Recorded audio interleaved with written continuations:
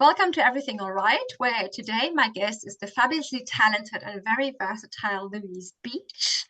Hello and welcome, Louise. Hello, thank you so much for asking me. It's so nice to see your face as a real face, animated, talking. Yeah, I feel at the moment I feel like the two old guys in the Muppet Show, who hang over the edge of their launch. But anyways, so Louise and I, yes, we've been following each other on social media actually since years, and so it's truly a special delight, especially as I am admiring Louise's career and how she's been going from strength to strength, growing. And this is what our talk today is about. It's a bit of a special talk because Louise's next book is only out in September. It's called Lights Out. This is your this is what it looks like, and it's actually published under Louise's pen name, Louise Swanson. And the subject of our talk today is something else. The subject of our talk today is about playwriting, because Louise has done something quite amazing. She has written a play and she has changed that play into a book, and now the book is becoming a play again. Can you tell us a little bit more, Louise, please? Yes, I can, Ellen. Well, the story that inspired it initially started as a short story. It's had all these little tweaks and journeys. And it's the true story of my grandfather's survival at sea during the war, which was 50 days lost at sea on a lifeboat. And I told my daughter that story when she was very ill and got type 1 diabetes when she was 7, and she didn't want to have the injections. And so we kind of, to persuade her to have them, I told her this story. So then I wrote it as a short story, but I felt like it wanted to be something bigger. And so then I wrote the play because I was doing a playwriting course at that time. So it felt very stagey and visual. And then eventually it became the book. So how does, if you say that you did a playwriting course, and obviously you've written many, many novels now, how does playwriting differ for you from writing a novel? Oh, I don't like to use the word easier, so I think maybe simpler is a better word than easier, because playwriting is by no means easier, but it is simpler because we're just talking about putting people on a stage, giving them something to do and something to say. And so the actual writing of it is quite a lot less than a novel, because the average length of a play is maybe 18,000 words. And we both know, obviously, novels are 80, 90, 100,000 words. So in that sense, it's a bit simpler, but you really therefore have to think very carefully about every word that's said and every action, and does it move the story forward, and is it holding that audience? So in that way, it's a harder thing to do, I think. I think when people are reading a novel and reading the page, they're imagining it for themselves, aren't they? You're giving them the story, they're imagining it. With a play, you have to be the one that puts that as a story on the stage, real people.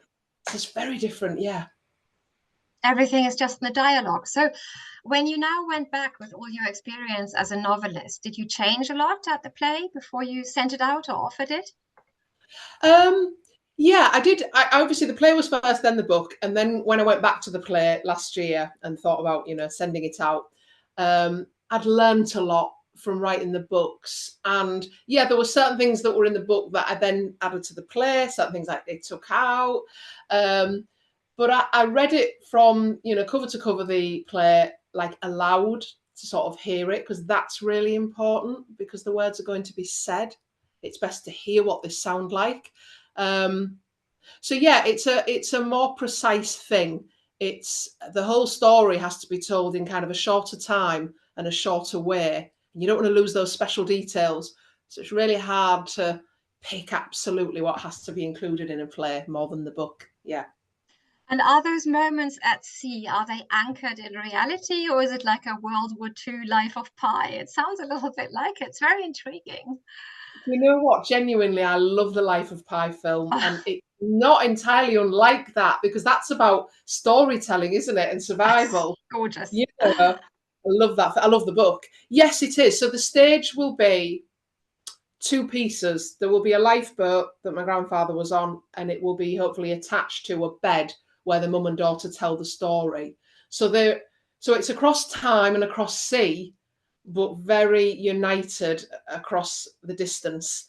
1943 and 2010, you know, these ancestors sharing this story. So there'll be a bit of mystical, magical realism of them actually, you know, meeting over time, which is, I do like themes of ghostliness and spirituality just to chuck in there. So I really like that idea. That sounds beautiful, really enchanting. I think a lot of people will be touched of that, especially because now we sort of had celebrated the anniversary of D-Day, and we all have our stories of the Second World War and our ancestors handed down. So how was people's reaction when you first sort of sent it out, when you first contacted a theatre? How do you get a stage from the paper on, or a play from the paper on stage? Do you know what, Ellen? I did what I always do. I was a bit cheeky because that's me.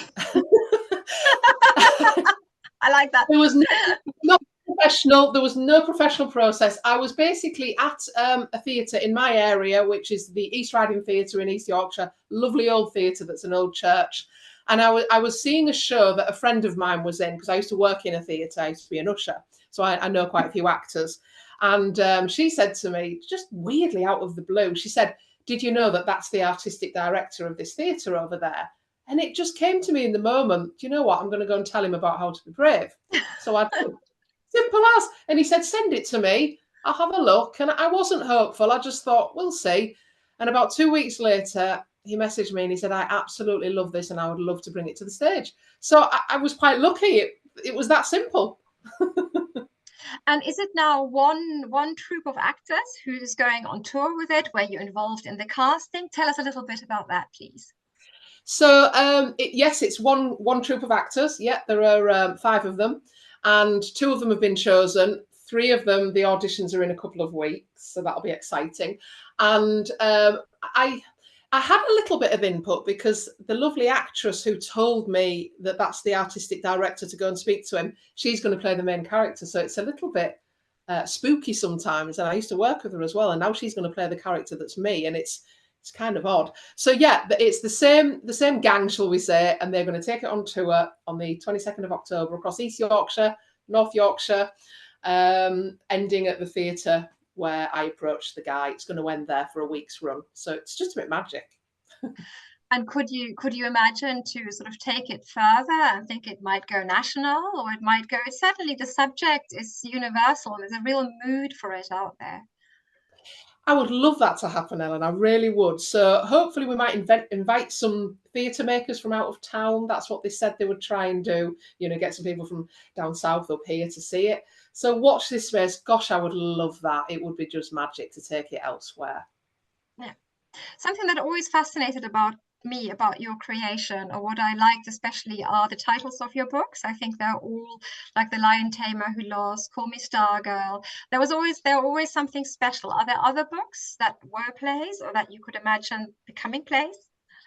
Do you know what? I think it must be psychic, seriously. I have just Little bit. There you are. I have just finished. There's a book called "This Is How We Are Human," which is about a young autistic man and a certain dilemma that he has, which is again inspired by a real life young man that I know. And just recently, for the last 3 months, I've been working on writing the stage play of that. So fingers crossed, going to send that out. Watch this space. We'll see what happens. Let us speak a little bit about your writing in general, because I remember asking you if I'm interested in your oeuvre, which novel should I start with? And I actually then read the novel about your daughter discovering that she's diabetic and how you and she dealt with it. So are most of your novels inspired by real life, or where do you find your inspiration? Yes, a lot comes from real life, I'll be honest. I would probably say, with the exception of a handful, most books come from either something I've experienced or somebody close to me has experienced, or just themes that matter to me. I suppose themes of home and survival and ancestors, and hopefulness is a big theme. I'm now picturing all the books in my head, and I'm actually looking at my shelf over there. And yeah, I've written 11 books, and probably 8 of them come from real life. Yeah. No, I mean, you've done super well. And you mentioned you were an usher before. So how did you get into writing, and how did you first get to be published? A lot of people are probably interested in that. Well, sadly, it was a long journey. I For always all of wanted. us. You're not the only one. You never walk alone. Nobody's was quick, was it? It doesn't happen. It was a long, long journey. Yeah, I wrote 4 books over 8 years, and all of them got rejected again and again by everyone. And then eventually, an indie publisher took a chance on me in 2015.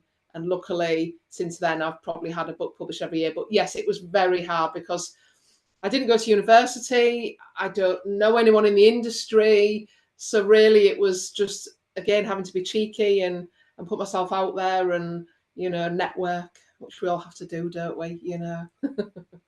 It's hard. Yes, I mean the networking. I find actually the writers' community. Recently, at a book launch, I was scoffed at when I said that. I was so shocked. I said I really like the writers' community and the other authors.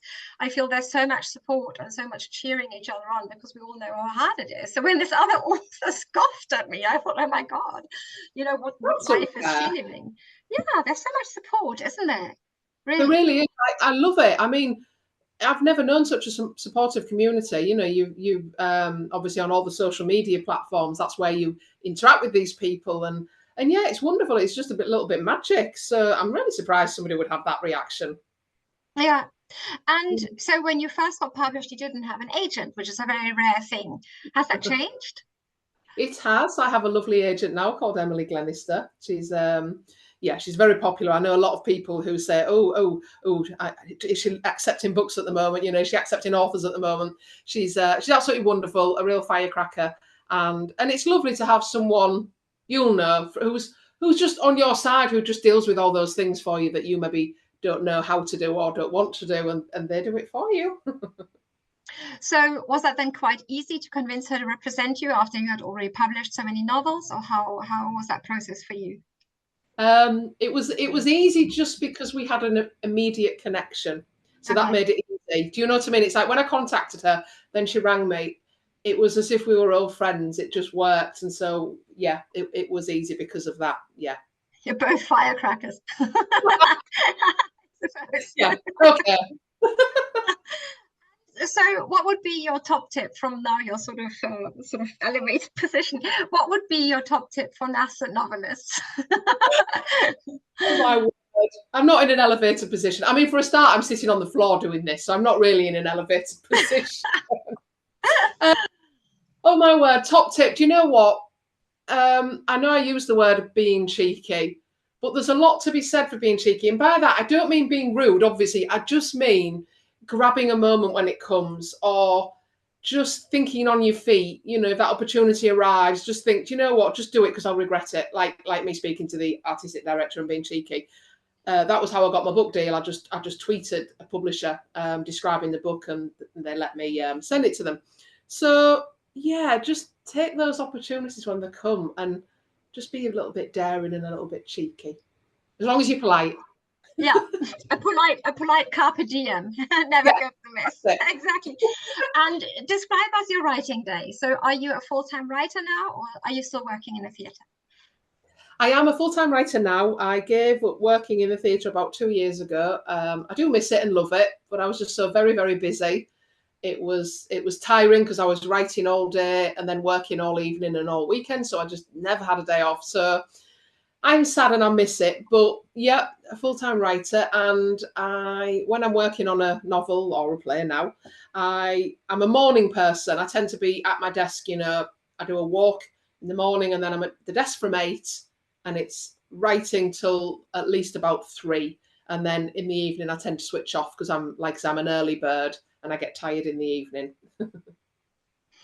So no, that discipline is definitely necessary. So together with the carpe diem and discipline, I think that hopefully brings you somewhere. So that's already the end of our talk, and we're coming to the 5 faves. Louise, so very quickly, please, what is your favorite book? Oh gosh, don't do that to me. One word. A Little Life by Hanya Yanagihara. Oh, okay. I saw that on stage and I almost passed out. It's Me too. really, Me it's too. quite something. It's quite Yeah. something. Yeah. And what is your favorite movie? Oh, it does depend on the mood, but I recently watched Interstellar again. I don't know if you've seen it. Oh, it's just magnificent. Just so many elements to it, like a bit of magic. There's space and time travel and love and family. It's just an epic. And your favorite score or song or composition? Actually, Interstellar's one of them. I do Yeah, listen to that. I'll tell it's you what else Hans. is good. It's really powerful, isn't it? But I'll tell you what else is really good. You know the TV series Succession? That's a really good thing to listen to when you're writing. Really Okay. good. Interstellar is Hans Zimmer, I believe. I think it's Yeah, Hans Zimmer who's written that, exactly. yeah. And what is your favorite food? Food. Oh, I want to be boring and say chocolate, but don't laugh. Don't laugh. I really like custard. It is, especially when it's a little bit warm. That's really yummy, I find. And what is your favorite travel destination? I know you've just been out and about in Yorkshire, no, celebrating your wedding anniversary. We have, yeah.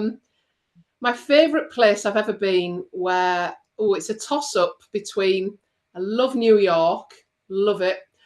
But then I went to Hollywood with my sister and we did all the Marilyn Monroe sites and I just absolutely loved that. So one of those. That sounds amazing. Okay, well, thank you so much for joining us today. This was Louise Beech. She's got a new book out in November, which is called Lights Out.